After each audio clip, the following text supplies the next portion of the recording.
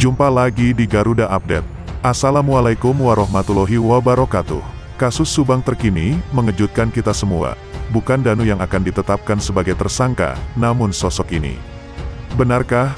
Namun sebelum lanjut di pembahasan, mohon dukung channel ini dulu ya, dengan cara menekan tombol subscribe dan lonceng notifikasinya, agar kalian tak ketinggalan berita terbaru dari kami. Kalau sudah, mari simak videonya. Masih seputar dengan peristiwa ibu dan anak di Subang, Jawa Barat, yang mulai mendekati pengungkapan dari nama tersangka, dengan adanya bukti rekaman CCTV yang tidak bisa dielakkan lagi oleh para saksi maupun orang lain.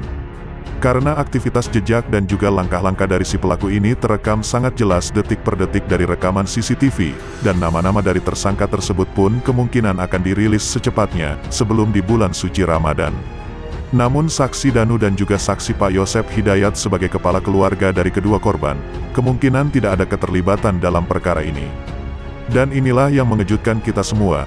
Dalam perkara Subang, Jawa Barat, banyak sekali asumsi dan juga dugaan yang mengarah ke saksi Danu dan juga Pak Yosep Hidayat. Sebelumnya bahkan kemungkinan hingga sampai saat ini pun juga masih banyak sekali yang beranggapan bahwa Pak Yosep terkait dalam peristiwa di Subang ini.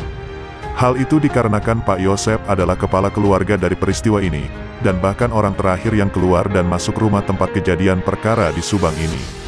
Sedangkan saksi Danu adalah keponakan kedua almarhumah, yang juga sering datang ke rumah tempat kejadian perkara. Namun setelah kepolisian Subang, Jawa Barat melakukan pemeriksaan dan juga melakukan penyidikan terhadap saksi Danu. Saksi Danu ini dinyatakan tidak ada keterkaitannya dalam peristiwa ini, bahkan kita semua mendengar taksiran Danu ini. Awalnya sebutannya sebagai Mer-X dan juga dirinya sempat menginap 3 hari 3 malam di kantor kepolisian Polres Subang, Jawa Barat. Sedangkan Pak Yosep, setelah beberapa hari yang lalu diperlihatkannya aktivitasnya yang terekam jelas di kamera CCTV, ternyata sangat sinkron, akan tetapi ini masih dugaan semata, belum tentu bahwa Pak Yosep tidak ikut terlibat karena rekaman CCTV tersebut. Saat Pak Yosep keluar dari rumah tempat kejadian perkara di malam hari, sebelum kejadian tersebut terjadi, ia menuju ke rumah Ibu Mimin. Belum diperlihatkan dan kita semua juga belum mendengar apakah benar tidaknya bahwa Pak Yosep pergi ke rumah Ibu Mimin malam itu. Dan bahkan juga, ia meminta uang sebesar 20.000 kepada almarhumah Amelia Mustika Ratu untuk membeli bensin motornya, dan semua rekam jejak tersebut pun tidak dipublikasikan oleh pihak kepolisian Subang, Jawa Barat. Bahkan pengacara dari Pak Yosep juga belum mengatakan, hanya aktivitas dari Yosep di siang hari. Pak Yosep datang ke rumah tempat kejadian, untuk datang mengambil peralatan golf dari rumah Ibu Mimin. Bahkan mampir ke rumah Danu, dan juga sampai melaporkan kejadian dari penemuannya ke Polsek Jalan Caga. Itu saja yang diperlihatkan oleh pihak kepolisian Subang, Jawa Barat. Mungkin saja nantinya akan menjadi kejutan besar untuk kita semua, tentang rekaman di malam harinya.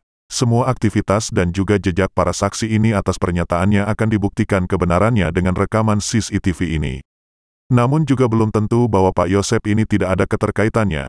Jika Pak Yosep ini berusaha untuk menutupi semua aksinya, dan juga menyulitkan tim penyidikan, maka termasuk itu adalah tindakan pidana menutupi tindak kejahatan, yang artinya juga saksi Yosep atau Pak Yosep akan dikenakan sanksi pidana. Semoga segera pihak kepolisian Subang, Jawa Barat ini, meriliskan nama-nama yang terduga atau juga yang ikut terkait dalam perkara ini, dan kita akan mengetahui semuanya. Apa motifnya begitu teganya para pelaku ini untuk menghabisi kedua korban Tuti dan Amel? Sekian informasi dari kami, semoga bermanfaat. Sampai jumpa di video berikutnya. Terima kasih. Wassalamualaikum warahmatullahi wabarakatuh.